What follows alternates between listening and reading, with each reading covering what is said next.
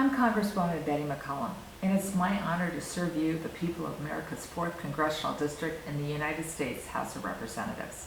Last night, the House passed the Bipartisan Budget Agreement to stop America from defaulting on past debt. In other words, pay our bills on time. Let me be clear, crystal clear. This default was manufactured by the GOP, and it was 100% avoidable. Democrats have been united in working to pay America's bills without political stunts. Earlier this month, I joined my Democratic colleagues in signing on to legislation that would have provided a clean resolution to prevent our default and save our economy. If just 5 Republicans would have joined us, we could have paid America's bills on time without this manufactured crisis. The threat of America going into default should never have been linked to the Republicans' far-right ransom note of demands in the first place. But Speaker McCarthy and Republican leadership chose to force our nation into an unnecessary fiscal crisis. Their plan was to hold the full faith and credit of the United States hostage to protect corporations and the wealthiest Americans, along with forcing deep cuts that would have caused pain across the country and jeopardized our economic recovery. In the face of this reckless and inexcusable conduct from Republicans, President Biden stepped up and negotiated a deal that shielded Americans from extreme cuts that the Republicans wanted.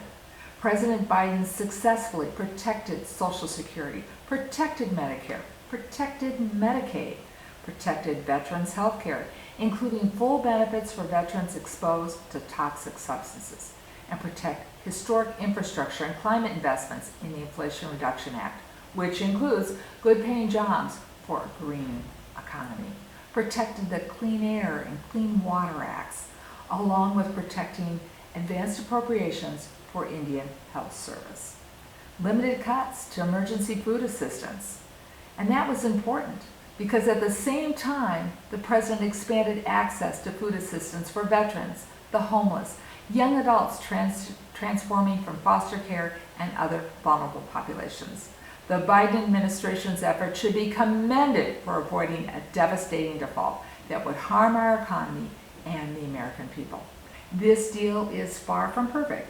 It missed an opportunity to achieve long-term taxpayer savings by cutting wasteful Pentagon spending, including closing obsolete bases and phasing out costly, aging legacy equipment.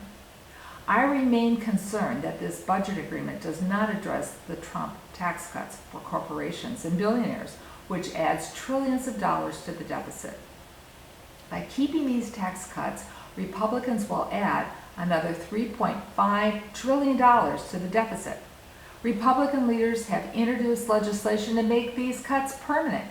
Clearly, any serious solution to address the deficit requires closing loopholes for tax cheats and ensuring big corporations actually pay their fair share of taxes.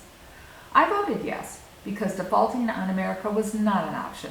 This agreement averts a catastrophic default that would have triggered a recession, cost millions of jobs, devastated retirement accounts, along with undermining the historic economic progress Democrats have made over the past 2 years, including the creation of more than 12 million jobs and the lowest unemployment rate in more than 50 years.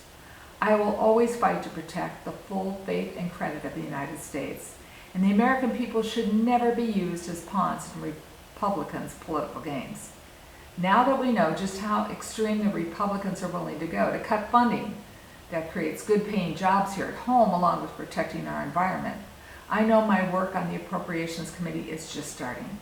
There's more work to be done to protect the priorities of the American people and our communities, and I look forward to doing that work. Thank you.